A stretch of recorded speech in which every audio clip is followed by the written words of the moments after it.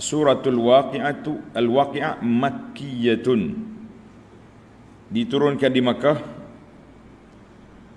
Wa qila illa ayatan minha, ada khilaf sikit lah. Ada yang mengatakan kecuali satu ayat daripadanya, wahia qauluhu ta'ala wa taj'aluna rizqakum annakum tukadzibun. Kata hak ni madaniyah, ayat 82. Wa qila wal ayatu allati qablaha wa qila as-suratu kulluha madaniyah. Ada kata surah ni madaniyah belaka. Khilaf banyak juga tu. Tetapi wa huqiyal ijma'u ala zalik, sebahagian daripada ulama tafsir kata dah ijma' dah. Macam Ibnu Atiyah Al-Fairuz Abadi kata ijma' ulama surah ini makkiyatun, makkiyah. Wa nasaba Ibnu Jauzi ila al-aktsarin al-qaul, Ibnu Jauzi kata tidak ijma' tapi ramai majoriti ulama tafsir mengatakan surah ini makkiyatun, surah diturunkan di Mekah. Para pelajar kena ingatlah makkiyah madaniyah ni. Bila kata makkiyah, mana surah ini diturunkan di Mekah sebelum Nabi kita berhijrah. Kalau kata madaniyah, selepas hijrah. Walaupun dia mari Mekah, turun di Mekah tapi marhalah, dia panggil peringkat. Adalah beberapa ayat yang khilaf, tapi kita boleh letakkan keseluruhan dia, simah dia, ciri-ciri dia, surah ini makkiyatun, kerana dia banyak menyebut tentang kiamat, tentang hari akhirat, tentang tanda-tanda kekuasaan Allah Azza wa Jalla. Dia tidak sebut tentang hukum. Ciri-ciri madaniyah biasa dia bagi kepada hukum. Sebab di Madinah kita ada kerajaan, kita ada negara yang kita boleh laksanakan apa yang kita sudah ada. Ini pentingnya ada negara bagi umat Islam, barulah dia boleh laksanakan undang-undang syariat. Kalau kita tak ada negara, duk main lagu ni, nak pindah sikit undang-undang pun nyecelek mata di kawan-kawan sebelah, tak jadi nak pindah. Tu kawan-kawan sebelah bukan Islam, tak bersunat, hak bersunat pun ada juga, jeling juga tak apa setuju. Kita kata ini pun satu masalah. Baik, mengandungi, tengok balik atas, mengandungi 96 ayat. Surah Al-Waqi'ah ni ada 96 ayat. Asma'us surah, nama-nama surah. Dinamakan surah Al-Waqi'ah. Apa dia makna Al-Waqi'ah? Makna hari kiamat.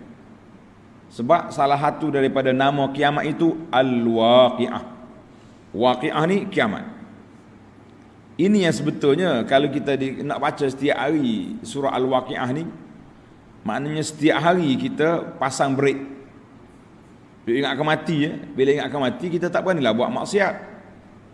Ni bila kita tak mikir waqi'ah ni untuk peringatan kepada mati, kita ingat surah untuk dapat projek lagi kuat, lagi baca waqi'ah, lagi kejar dunia, kita kata ini terbalik.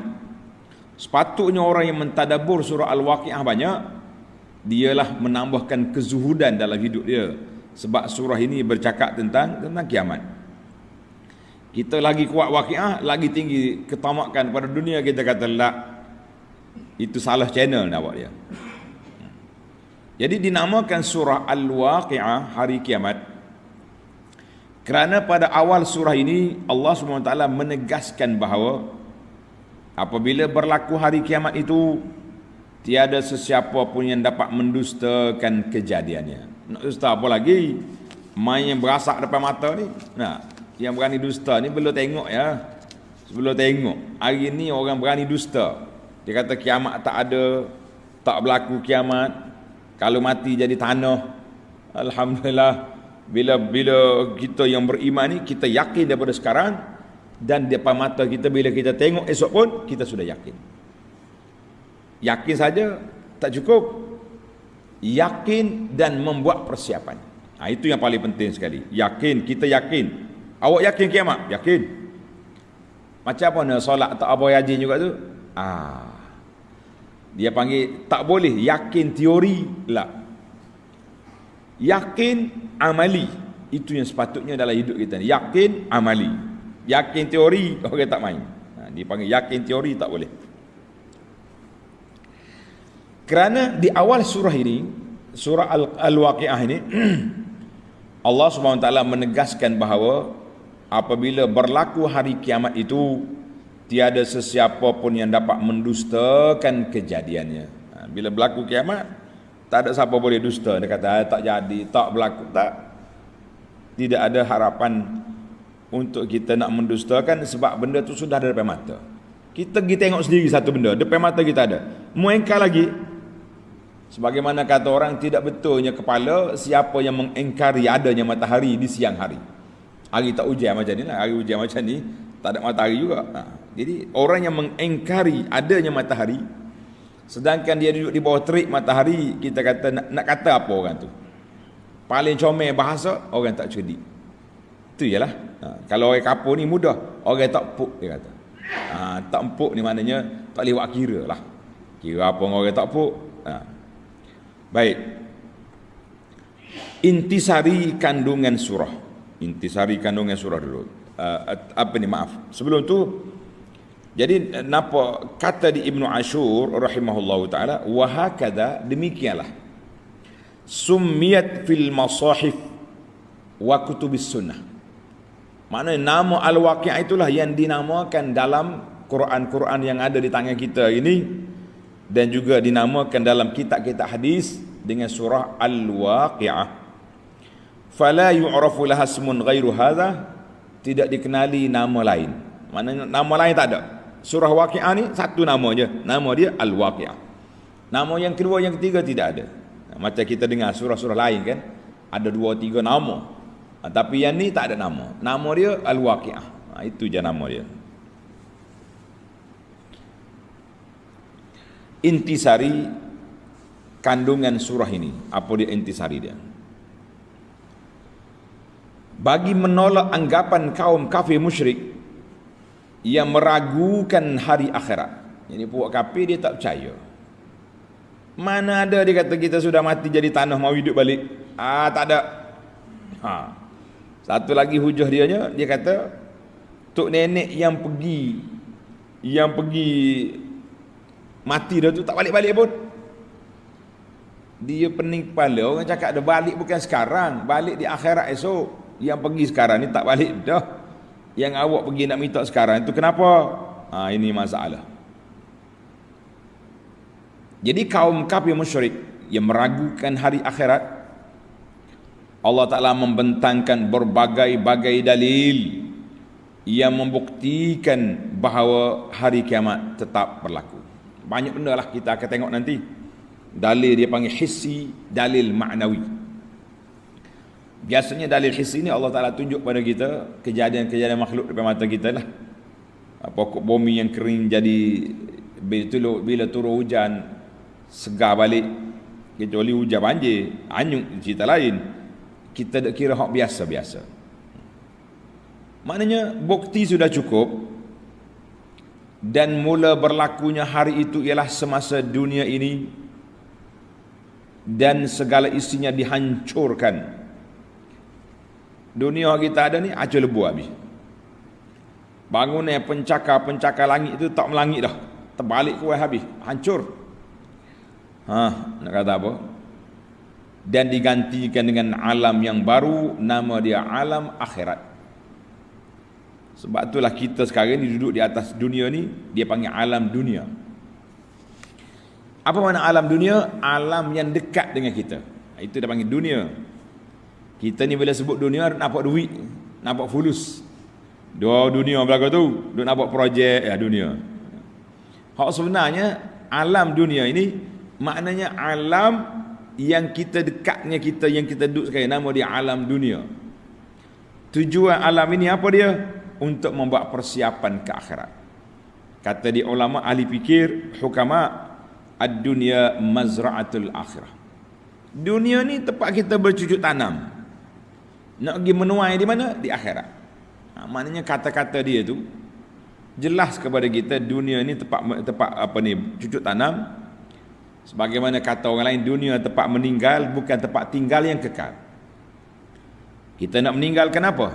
Tinggalkan amal-amal kebajikan yang baik, barulah kita selamat. Nah, pada saat itu, satu lagi dipanggil alam barzakh. Alam kubur tu nama dia alam barzakh. Lesh, kenapa? Dia panggil alam pemisah. Dunia tidak, akhirat tak lagi. Tapi dia punya interaksi dengan alam dia. Alam dia. Bila kita bagi salam pada orang mati boleh berjawab. Macam mana dia jawab? Jadi kalau kita duk mikir dengan otak kita, kalau kata dia boleh jawab, baik kita bagi handphone ke orang mati. Mana dah? Kita cah bateri sekali dengan power bank, tahan setahun kita kata. Bolehlah kita tanya khabar. Saudara, semalam malaikat mari ke? Dia jawab mari dah. Dia tanya ke, saya baca surah Al-Mulk selamat. Oh, segar kita dah. Itu dia panggil alam duduk belakang rumah, belakang pondok kita ni, kubur tu. Kalau kita pergi gali hak tanah 2-3 hari lepas, jumpa lagi tuan dia. Kalau hak lama-lama tu, ada yang sudah hancur, dan ada juga yang Allah beri kemuliaan dia tidak hancur. Cuma ingatlah kubur-kubur yang tak hancur jangan duk tanda. Nanti orang yang pening kepala dia mari minta benda lain pula. Jangan. Rahsiakan benda tu. Ada orang yang tak hancur. Mayat dia. Dia mayat ni kalau tak hancur dia package. Kai kapan dia pun tak hancur. Tidak kata tubuh tak hancur, terbogel dia lah. Allah Taala pelihara dia sekali dengan kai kapan dia. Tak hancur. Pelik. Alam barzakh ni alam yang pelik, pemisah di antara dunia dengan akhirat. Dia bukan akhirat, dia bukan dunia. Dia menumpang di atas dunia tapi. Kemudian alam yang ketiga dipanggil alam akhirat, alam yang akhir, alam yang lain lepas pada ni. Yauma tubaddalul ard ghairal ard. Allah Taala tukar bumi ni, bukan seperti kita ada hari ni. Tak ada pokok, tak ada apa, bangunan-bangunan semuanya kosong ya. Baik. Pada saat itu, saat akhirat, manusia akan terbahagi kepada 3 puak yang berlainan keadaannya. 3 puak yang berlainan. Pertama, puak ashabul yamin, orang yang menerima suratan tangan kanan, yang sungguh berbahagia kerana mendapat sebaik-baik balasan. Allahumma ja'alna min ashabil yamin. Ya Allah, jadikan kita ini daripada golongan sebelah kanan. Yang kedua, puak pihak kiri. Ashabus shimal dia panggil. Orang yang sebelah pihak kiri, penerima surah amatan di sebelah tangan kiri yang akan menderita azab seksa yang tidak terperi sakitnya. Azab mulai keluar daripada kubur dah huru-hara. Ya duduk dalam kubur lagi huru-hara dah. Keluar daripada kubur juga huru-hara. Keluar di akhirat juga huru-hara. Kita mengatakan ini satu perkara yang cukup menakutkan kita. Yang ketiga, as-sabiqun as-sabiqun, puak yang telah mendahului dalam mengerjakan kebaikan di dunia dulu. Cepat dia, apa saja perintah Allah Ta'ala dia terus lakukan.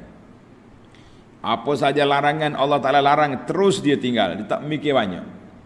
Kita hari ni nak buat juga, tanya pula banyak mana pahala dia.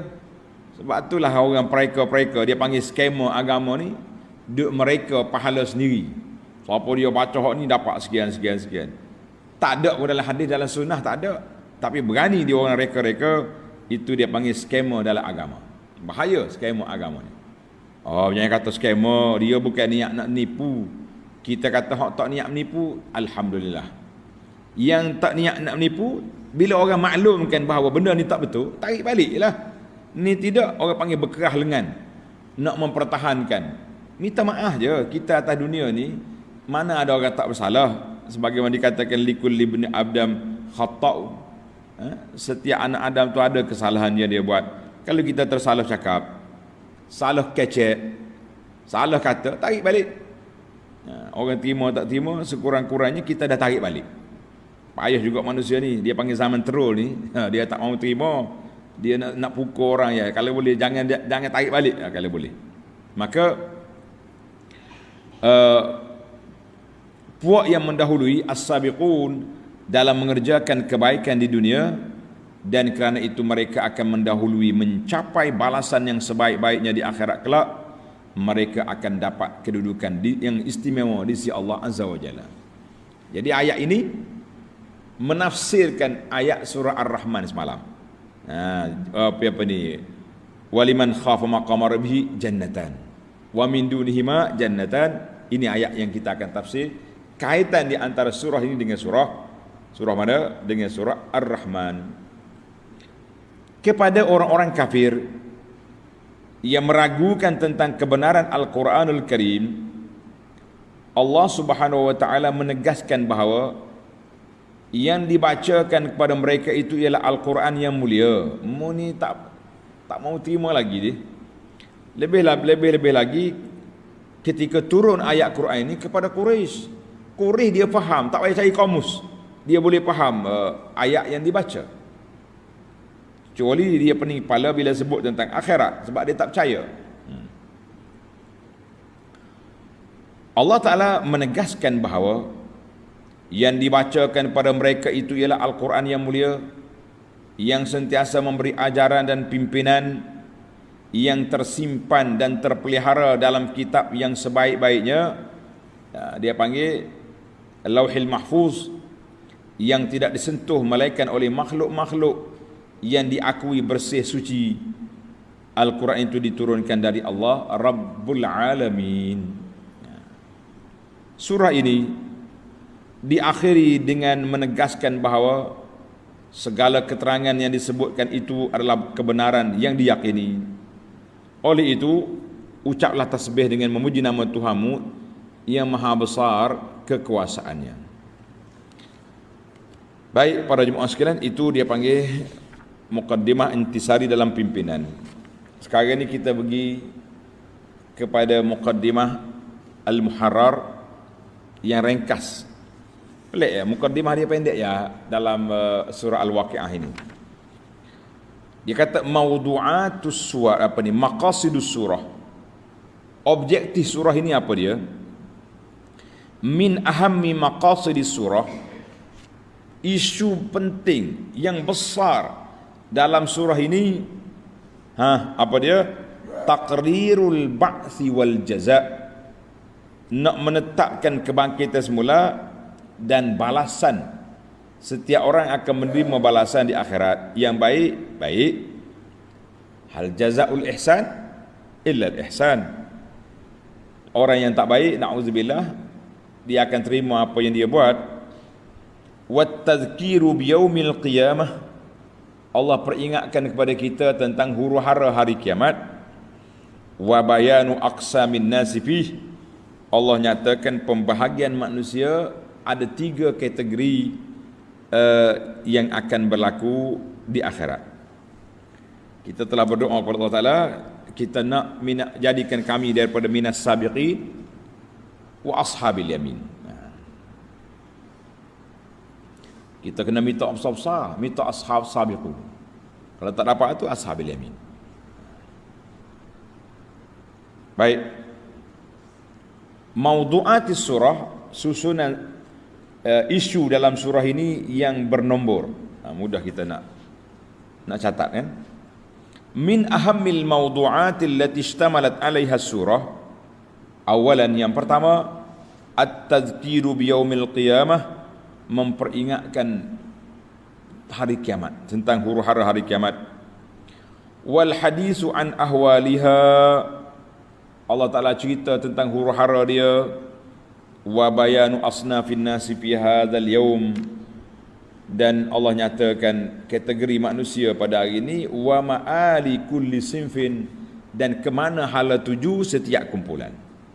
Ashabul sabiqun ni, ashabul yamin kau ni, ashabul shimal kau ni, na'udzubillah. Thaniyan, yang kedua, al-hadithu an mazahiri qudratillahi azza wa jalla.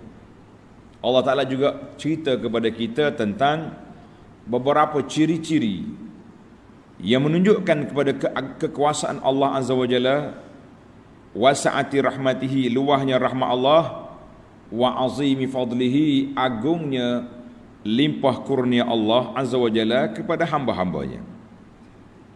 Salisan, yang ketiga, ta'kidu anna al-Qur'ana munazzalun min indillahi ta'ala, menguatkan bahawa Quran itu turun dari sisi Allah, bukan direka oleh Nabi sallallahu alaihi wasallam. Bukan juga Nabi pergi belajar dengan siapa-siapa. Nabi tak membaca, tak menulis daripada awal lagi. Kenapa? Allah nak sekat supaya orang tak boleh nak tuduh. Dia kuat baca tu kaki buku. Tak ada kaki buku, tak ada kaki apa. Kaki buku. Dia memang tak membaca. Tujuan apa tak membaca? Allah nak sekat daripada kita duduk pening kepala, duk mikir nak buat tuduhan apa. Tak ada, tak boleh tuduh.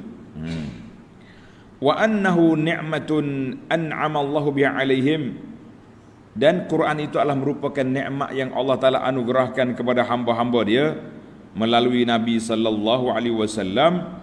Falam yashkuruha wa kazzabu bima fiha. Mereka tak syukur. Bukan sahaja tak syukur, mendustakan isi kandungan Al-Quran. Kita kata itulah kecelakaan yang berlaku. Rabi'an, yang keempat, zikru masyhadil ihtidar. Allah Ta'ala sebut juga kepada kita keadaan ketika nak mati. Sa'atul ihtidar, ketika nak mati. Wa nahnu aqrabu ilaihi, kan? Dia sebut ketika nyawa dihalkum, macam mana kita nak buat.